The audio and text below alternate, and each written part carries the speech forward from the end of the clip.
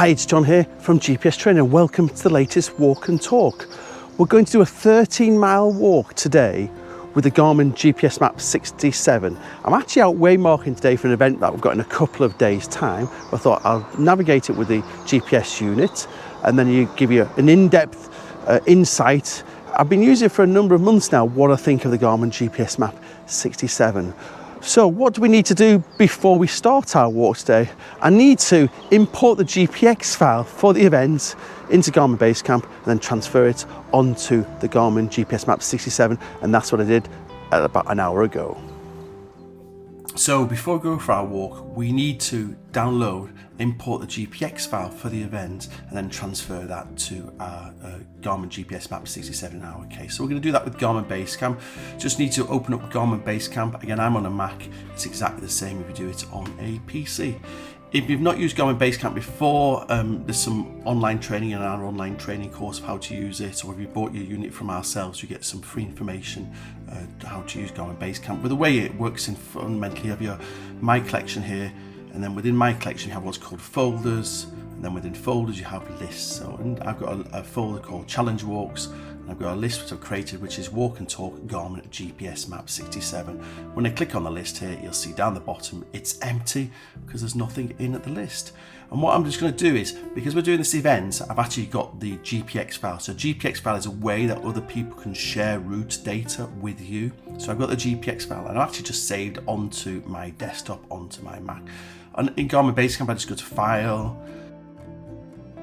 Import into Walk and Talk 67, and on my desktop you'll see the Coquet Valley Challenge GPX file. I literally just click on that and import it. And I import it into Garmin Basecamp. You can see when I've imported, it's a track. It's got two little feet next to it, so that shows it's a track. And I'll discuss when we're out for a walk what the difference is between a route and a track. So you can see we're starting here at the Hoff car park, going up on this high ground here, dropping down to Thropton, and then up onto the top of Simonside Hills and back around there. And to get this onto your unit, it's as simple as right click, send to device. So I can send it, it's just a track I'm going to send. You can actually tick these as well. By default I tend to just tick them as well, and then just press send and you'll see transfer complete. You press close there. You just make sure it's on your unit, so just click on the Garmin GPSMAP 67 up there. There it is there, Coquet Valley Challenge 2023. If I click on it there, I'm viewing it as if it was on my GPS unit. And it is straightforward as that. I've got the GPX file off the event organisers, import it into Garmin Basecamp and quickly transferred it onto my Garmin GPSMAP 67. So now we have the GPX file onto the Garmin GPSMAP 67. What I need to do is load that track into the GPS unit, reset our trip and track data, and also calibrate that compass. So, at the start of the day's walk, we need to first calibrate that compass, calibrate the electronic compass. Next thing we need to do is reset the trip and track data. On this unit, just press the enter button. As long as there's 000, press enter, and that resets what we call our trip and track data. The trip computer will tell us how far we walked, average speed, how long we've been stopped for, etc. And the track is the breadcrumb trail our GPS leaves behind us. Next thing we need to do is just load that track. So we just press the find button. Let's come down to tracks. Coquet Valley Challenge is the track that we're doing. It overlays it on the map, 13.1 miles, and we just press the enter button down the bottom, and we now overlay that track on the map. We also get a directional arrow at the top and it overlays it on the map. So you can either navigate on the map page with the compass rose at the top, or alternatively, what I tend to do is navigate on the compass page, tells us what time we get to the end of the walk, speed we're walking at, of course we're not moving, and all the other information. So what do we do? As we do with all other walk and talks, we just follow that arrow.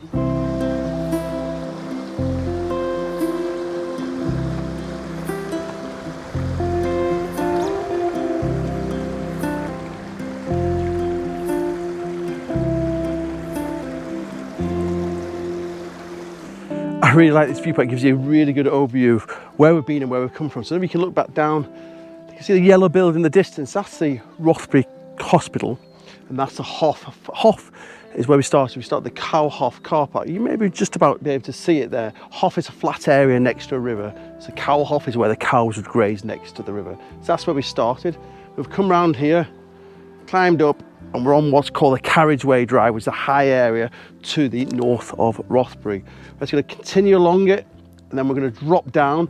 We're going to up past those farm buildings in the distance, climb onto the top of Simonside, and we're going to follow that ridge all the way along, and then come back down by what's called Lordenshaw's Iron Age Hill for back into Rothbury. That's our 13-mile walk, so it's like two sides of the valley. So this side, the north side, drop down to a place called Thropton, which is, you can't just see Thropton, and climb up onto the top of Simonside. Look what's happened, it's been wet for the last few days, so the sun's eventually come out, which is absolutely stunning. It's a really nice overview of the Coquet Valley, or Coquet Dale, the dale of the River Coquet, which is the river where I started off initially, down in that runs in the bottom. The River Coquet, if people don't know, starts at a place called Chew Green. If people have walked the Pennine Way, you may have walked past Chew Green, it's right at the top end of the Coquet Valley, and that's the source of the River Coquet. There's actually an old Roman camp up there, and it goes out to the sea at Amble. So Amble, if people know the Northumberland coast, Amble is where the River Coquet goes out to the sea.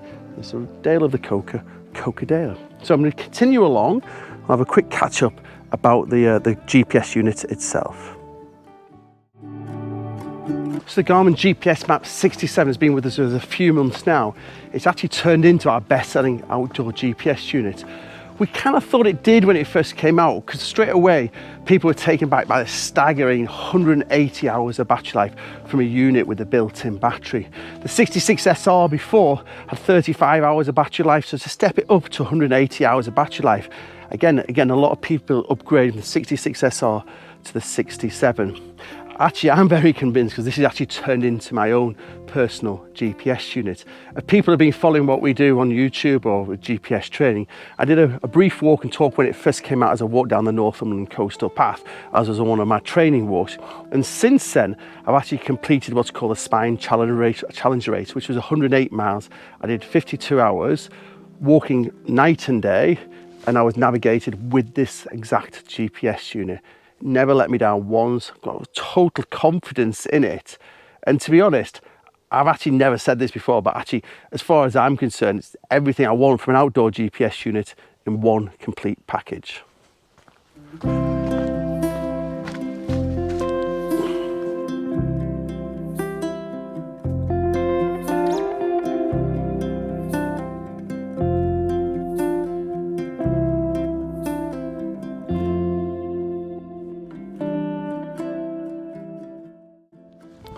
So let me just clarify what I just said, which is got everything I want in one package.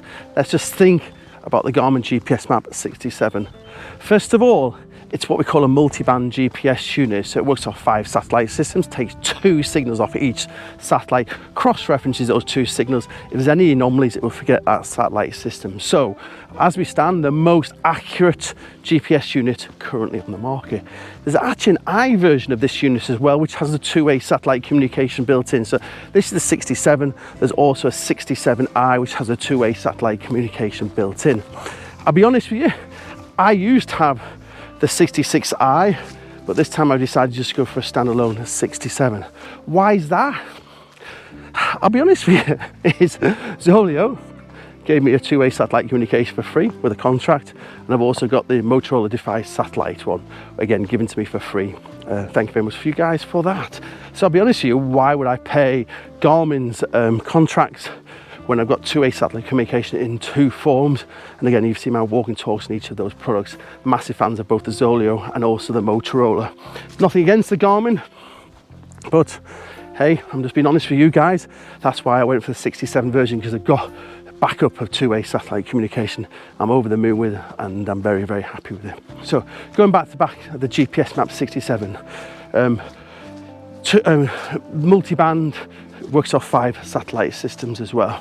I really like the button setup on a Garmin GPSMAP 67. It's a lovely day today. It's July in the UK, but again, I do a lot of winter walking, etc. So having a button GPS unit benefits that. I can use my thick gloves on. I've not got to keep wiping the screen if it's a touch screen unit on cold, horrible days. And actually, you don't accidentally touch the screen with a button GPS unit. Nice benefits of this end of GPS unit is your top end GPS unit. It actually connects to the what's called the Connect app on your mobile phone. So I know I've been using my Mac this morning to transfer the data over, but if I wanted to, I could have opened up that track on my mobile phone and wirelessly transfer that onto my GPS device and take either PC or a Mac out of the equation. Also, we're going to get my smart notifications on that if you want them, which are like if somebody sends you a WhatsApp message or something along those lines, it will appear on the GPS screen, and also get live weather and other such things. People who geocache will get live geocaching on that because it's connected to your mobile phone. So 180 hours of battery life, I'm going to keep mentioning that because that is truly stunning. What you'll find with a unit with 180 hours of battery life is you'll never charge it, because when you plug it into your PC or Mac, if you do any route planning, it will actually charge off that. So I've had it plugged in there for an hour this morning before I set off, and suddenly I've put in 30 hours of battery life in there. So I'm never plugged it into the mains just to charge it. I plug it into my Mac in my case. When I'm planning a route, it takes the power out of the Mac, and suddenly, because you've got 180 hours of battery life, you never need to plug it into the mains and charge it. It's all right. Just plug it into your PC or Mac when you do some route planning, and that will keep you going. So stunning battery life on it as well. It works on the backpack tether, so if people don't know, I'm a massive fan of the Garmin backpack tether. It means I attach it to my rucksack strap. It's got a bit of Velcro on the back, just sticks on there. It's got a lanyard on it, so if it falls off, I'm never going to lose it. As long as I don't lose my rucksack, I'm never going to lose my GPS unit. It's handy, it's up there. It's everything I want from an outdoor GPS unit. And as I said earlier on, I completed the Spine Challenger South Race this year, 108 miles, with this product. It was faultless. It was absolutely stunning. And I walked with a number of people, and I did all the nav throughout the whole event, either when I was on my own or with other people. Horrendous conditions, lightning storms, horrendous rain, and it was absolutely faultless. Got total confidence in the product. So that's a bit of a summary of Garmin GPSMAP, massively popular GPS unit, selling a lot of the eyes as well for those people who are wanting the Garmin two-way satellite communication. So again, if that's an option you want to go off grid and you want that all built into one device, absolutely brilliant. I'm running it with Ordnance Survey 125k mapping on it, really just because I can. You can use it with 150k mapping. I would really encourage you to get Ordnance Survey mapping on that unit when you buy your unit, rather than the preloaded topo-active mapping. It does come preloaded with topo-active mapping.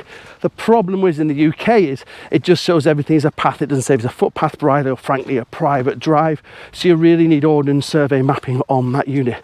Make sure you buy that mapping if you're in the UK at the same time you buy your unit. For example, 150k map card, you get at half price when you buy it in with your unit. And one of the most common mistakes people make is they buy the unit, realise that the preloaded mapping isn't as good as they thought. They then go to buy an Ordnance Survey map card, say 150k, I've just gave an example, £200, and then rightly they start writing snotty reviews online because actually, oh, this should have been included within it. It is included in with it if you buy it in with your unit. Come to ourselves to buy a unit, or whoever you're buying it from. You want a bundle price. We give you that £100, half price when you buy it in with a unit. Don't make mistakes. Learn. Okay, so I'm going to carry on with my walk.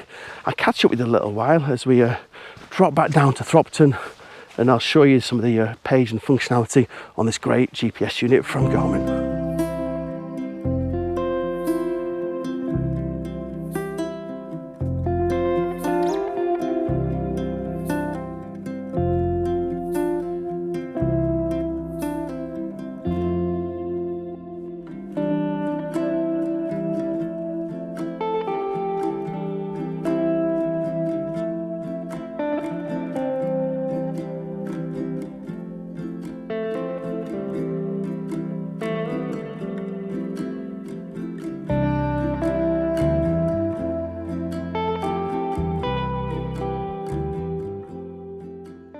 To have a quick look through the various pages, but first of all, just look at the screen on this Garmin GPSMAP 67. It's absolutely stunning, isn't it, in bright sunshine. Completely opposite screen technology than we find on a smartphone. So in smartphone, you really struggle in bright sunshine, but with a Garmin GPS unit, it's completely different technology, and look at that screen in bright sunshine. It's absolutely stunning. So various pages, we can navigate by pressing the page button. You see it goes this way across the bottom, or alternatively press the a quick key and you go the opposite way. Whichever page you land on is the page that you go on. So this is our trip computer, 4.33 miles with 730 feet above sea level, estimated time of destination, speed of moving average, overall average, time of day, etc, etc. All these fields are interchangeable. You can press a menu button and then you can change the data fields accordingly, so you can change all those accordingly. Again, page button, elevation data, it shows where we are. So we've climbed up, we're dropping down now to Thropton, and we're going to climb up on the top of Simonside and then drop down there. So this is a bit of a close-up of where we are. If you sense what the beeping is in the background, that's actually my Zoleo. I'm doing some live tracking at the moment so people can see where we are. That's my Zoleo doing a live tracking every 12 minutes. You can hear a bit of beeping in the background. And then we've got the main menu, which is where we can do setup of the unit. It's got various different information here. We can look for save track, recorded activities, change the profile. We can actually see the accuracy of the satellites here as well. So 6 feet accuracy. There's our 10-figure grid reference, NU being the sheet number, then the first 5 figures, second 5 figures, BNG stands for British National Grid, and it shows you where the GPS are in the sky. Again, Galileo is logged onto there as well, and the GLONASS, and then the BIDOU, back to GPS as well. So you can see the various satellite systems, 6 feet accuracy. It's absolutely stunning. To press quit to come out of that. Well, the page we've got to look at, map page we've looked at already, so that overlays where we are on the map. You can see that 125k mapping shows the field boundaries. I'm just coming out with this open access areas here. So again, open access areas shows on the 125k mapping. When I zoom out and go to 150k mapping, you see you don't get the open access areas or the field boundaries. When you go to zoom in, 125k mapping, it shows the open access areas, field boundaries, and you also get the permissive footpaths as well on the 125k mapping. Directional arrow, the direction we're going, and you can see where we're heading down. The track is what we're going to follow. Again, electronic compass. So electronic compass orientates it at low speed. So again, once we get above, I think it's about 1.5 miles an hour, it gets the direction from the satellites. Below that, it gets the direction from the electronic compass, and you can see the whole map orientates and the compass orientates accordingly to posting direction, which is a really nice feature, because again, what you tend to do is when you stop and you get lost, first thing you do is tend to stop. And that's when the electronic compass really comes in useful, especially if you've got bad visibility or something along those lines. So that's your basic functionality of it. Find is where we'll find waypoints. Mark is how we'll mark waypoints. Plus and minus for the map. Quit we've looked at, enter we've looked at. And the only other thing we've got at the top is the on-off button. If you press that lightly, this is how we can lock the screens. If you want to put it in a pocket, lock the screen.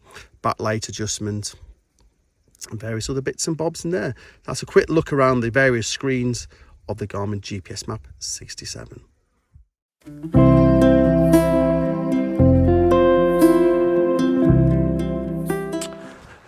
So if you're observing, you notice that we're navigating a track today. So there's various ways of navigating with a Garmin GPS unit. There's 3 ways. There's a track, a course, or a route. Now, traditionally, if you watch any of my other walking talks, I tend the majority of the time to navigate what's called a route. So a route is a collection of waypoints that are being joined together.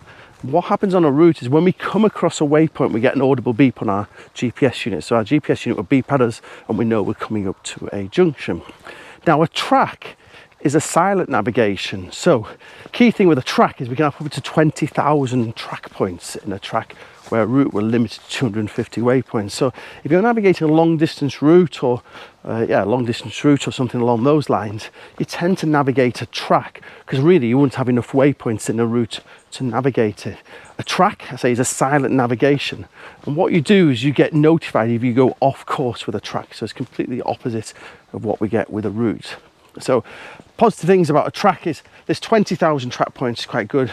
But again, if you are unsure, like e.g. if you're planning a local 6, 7, 8 mile walk, often your best just to navigate a route. Then there's audible beep, keep drawing your attention to the GPS unit. And finally, there's a course. So a course is very similar than a track, but a course is created when we send a GPS, a GPX file, as we would call it, via the Connect app on our mobile phone. So a course is something that's going to come over from the watch side.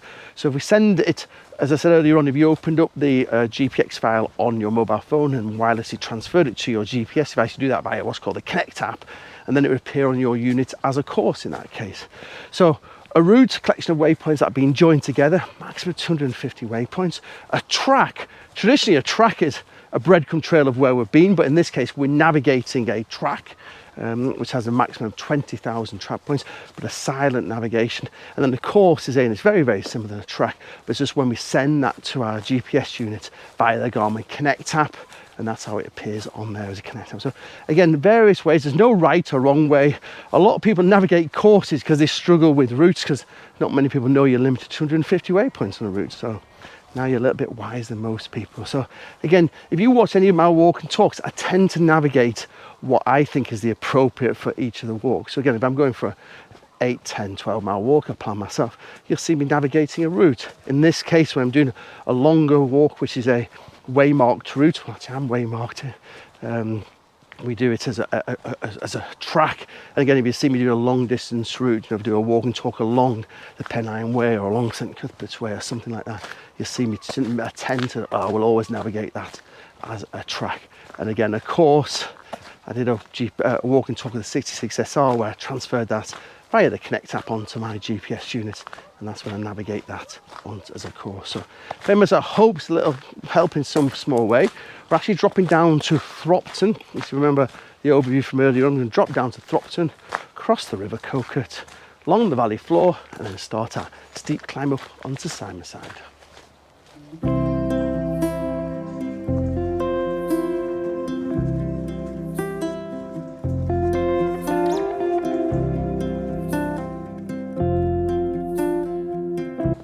So we're just crossing the River Coquet at Thropton, so we've dropped back down to the valley floor, and we're about just under 6 miles in, 5.92 miles in. This is where the trip computer really comes in, because it gives you the data of what we've done so far, and then the compass page, which is that navigational page, it tells us what's ahead of ourselves. So it's really good, especially with a group or something like that, and you plan how long does it take you to get to the end of the walk. It gives you some really good detailed information.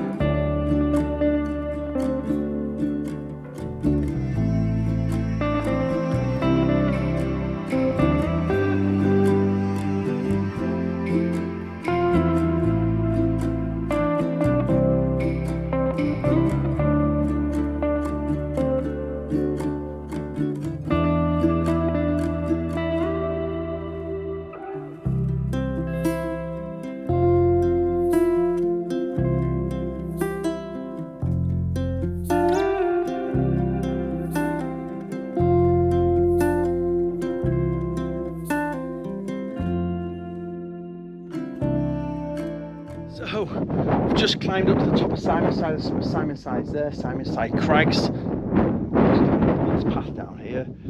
In the distance, the Cheviot Hills.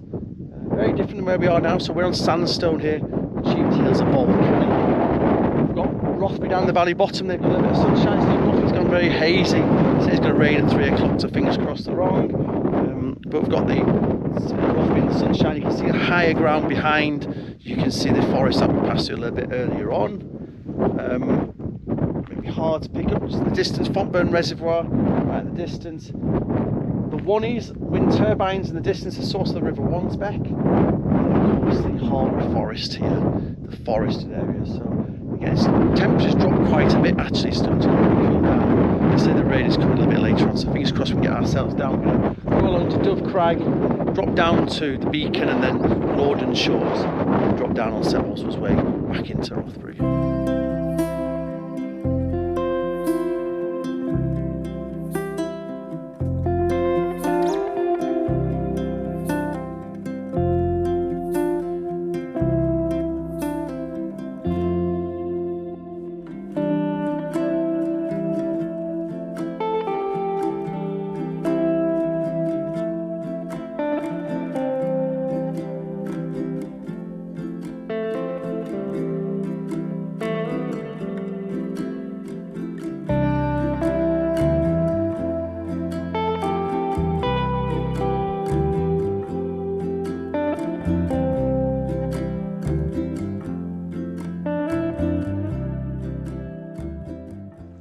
So just about to drop back into the village and finish off that walk. When I do get there, I'll show you quickly how we can save the trip and track data, and also how we stop navigating the track that we've been following for the last, well, just over 12 miles, about 12 and a half miles we're in now. So just to quickly summarise though, I think if you're thinking of a Garmin GPSMAP 67, I don't think you go far wrong. Really nice 4-season GPS unit.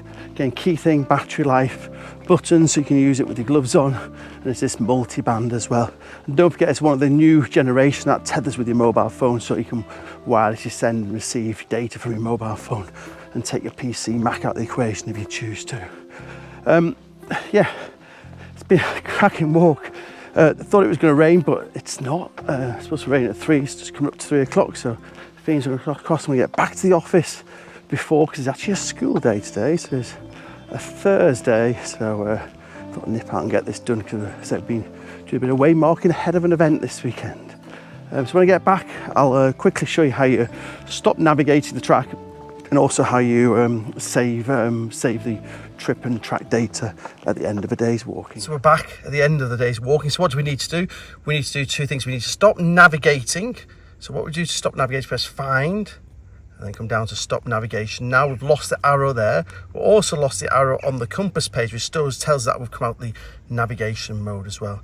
And finally, we just need to save that track, which is what we've been recording. If we just press the enter button, you can see we're going 5 hours, 49 minutes. Just press enter again on stop, and there's all the track information. So we've done 13.57 miles, moving average 3 miles an hour, and we can just press that little save floppy disk down the bottom, and that saves our track. So at the end, we need to stop navigating the track, and also also save the track, and also which is also the record of our trip. So we're back at the base of a GPS trail, which is part of Shepherd's Water Limited. I very much hope you've enjoyed the latest walk and talk with myself, John, at GPS Training. If we can help in any way, please do get in touch, especially if you're thinking about buying an outdoor GPS unit. If you have any questions or queries about this or any of the walk and talks that I've done, please just leave a comment in the comment box below. And if you can give me a thumbs up, that is also very much appreciated. I say, I hope you've enjoyed this walk around, a 13.5 mile walk around the Coquet Valley, which I say is the north side of Rothbury, and also the Simonside hills. And enjoy your walking.